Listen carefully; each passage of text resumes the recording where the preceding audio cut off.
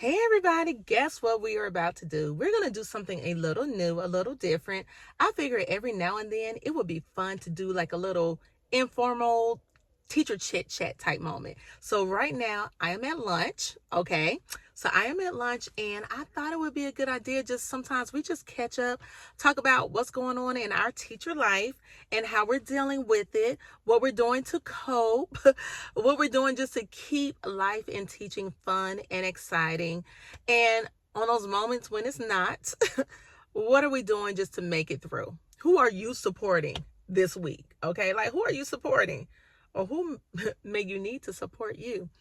All right, so in my world of teaching, today is a Thursday. Today is Thursday. And we were out of school Monday and Tuesday for our fall break. And then Wednesday we came in and we had PDs. We had a choice of doing some PDs or doing parent teacher conferences. Literally had 15 conferences lined up back to back to back to back to back. Okay. So they were back to back. How did you all do parent teacher conferences yet? How did they go? Well, mine actually went well, but even talking about it, it makes me think about when I first became a teacher. And I remember how nervous I was to do these conferences. I don't know who was more nervous, me or the parents, but I was so scared because there were some parents who I really needed to talk to about their children's behaviors that it just wasn't, positive. And it was kind of hard to find the positive things to say. Some people you needed to talk to about their children who were really struggling academically. And, I was a mother by the time I became a teacher because I changed careers pretty late. And remember, I was a dance teacher now. I owned the dance studio, but going into the world of academia, was different for me. And it was hard for me to tell a parent that their child wasn't doing well. As a parent, you just think about, you don't really want to hear those things about your child. But I also feel like, but a really good parent is willing to hear those things so that they can work with their children and to help them grow. Because none of us are perfect, right? But I just remember being so scared, okay? Now, one good thing is I am departmentalized, so I love it. So I had a co-teacher there for all of my conferences. I have about 60 students and met with at least 15. That's who signed up. So we do Sign Up Genius, and parents sign up for their conferences. That is so easy for me for scheduling. It keeps up with everything, and parents see what time slots are available. Do you all use that? Like, what do you all use? Please put in the comments below. How do you schedule? Do they just call in? Do you do like a sign-up sheet? Again, I love technology, so whatever I can use technology-wise to take something off of my hands, that's what I do. So Sign Up Genius was the best. We do like every 15 minutes, and we really wanted to focus more on the academics part so that we could let the parent know, hey, your child is doing great. This is what we're doing to extend them in their academics and so forth. Your child is on grade level. We love it. They're working hard. Here we go. Let's here's some other things we want you to try working on at home, or whatever.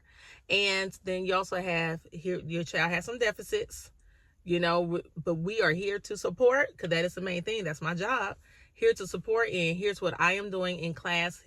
I'm offering also some suggestions for at home, because we know that the parents are not teachers. We are the teachers, but I can offer some things that they can do at home to help them, even if they're not educators. But even though we're focusing more on the academics, you still have to squeeze in behavior, because that plays an important part on how their academics is going to go. So yeah, so that's one of the things that I was dealing with. And let's see, what else am I going to talk to y'all about during my lunchtime? This is kind of fun. Let's have our little chit chat. Okay. So another thing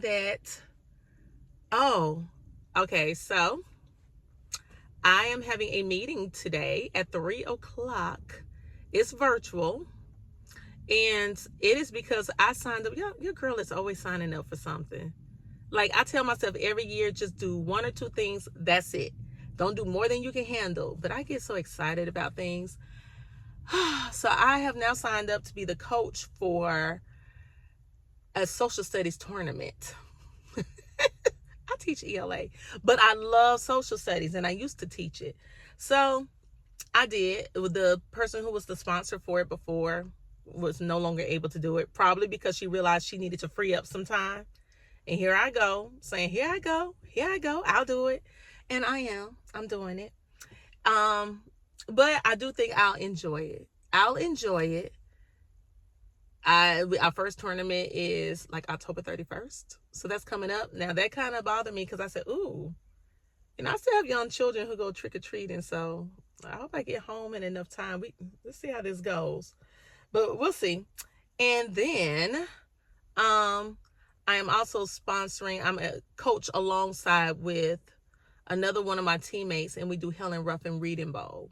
So that is fun as well. These kids read all these novels, and then we go to this bowl and they show what they remember about the book. It's the comprehension of it all, okay? And we did really good last year. I mean, for our area that we're in our zone, we did do very well. So I was really proud of them. So now, I'm a little competitive. We're going to try to bring that up a notch. We'll start prepping these kids, and it's usually 4th and 5th grade. We did allow a few 3rd graders on there based off of recommendations from their teachers. So as I'm talking to you guys, I guess I do need to go ahead and figure out what students are supposed to be in this social studies tournament. Ooh, wait, hold on. I'm turning that down. That's my walkie. I still have my walkie with me in the car. All right. So either way, that is my life right now as a teacher.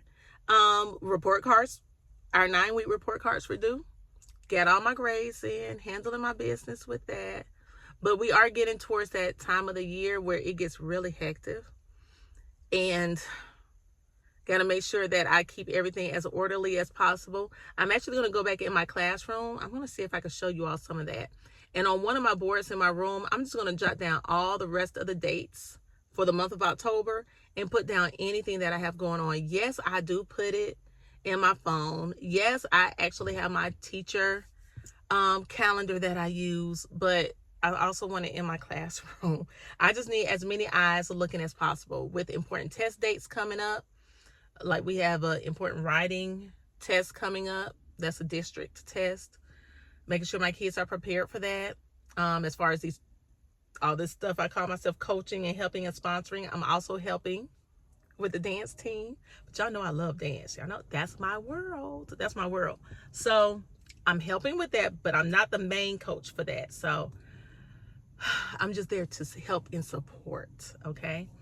So yeah, I'm there. I'm offering my support where needed, And the good thing is I do have teachers in the building. I bet if I was to call and ask them for support, they'll be there. If I do feel like I took on too much, I just got to make sure I'm on it. I do. But anyway, teacher chit chat. So did you do parent-teacher conferences? How did they go? Did y'all have any parents get mad with you? Because sometimes parents don't want you telling them the truth. But because I am very real with my parents, very real with them, they know I love their babies. So they know I love their babies. So I think that's why I don't get a lot of pushback if I have to call and let them know something. Because I also try not to keep calling them with stuff. If I'm calling you, it means your child, they were showing out. Because I don't want to call you with that type of stuff. I'd rather post videos on our little dojo or something showing all the spectacular things we're doing. So yeah, they know it. I love those babies way too much. So if I'm saying anything, I'm telling you what I need to tell you with love, And that's about it. I hope that your days are going well. Like I said, right now it's October for us. Okay, my phone died. Okay, so look, I'm about to go back in. What I was trying to say was, it is now mid-October here. It's October 17th. So I don't know what you all are doing, but our schools are starting to get really amped up with all the activities that's about to start being on and popping. But look, before I go, let me show y'all something. See, this is the stuff that makes you say, this is why I'm a teacher. Look what a student made for me. They know I love coffee.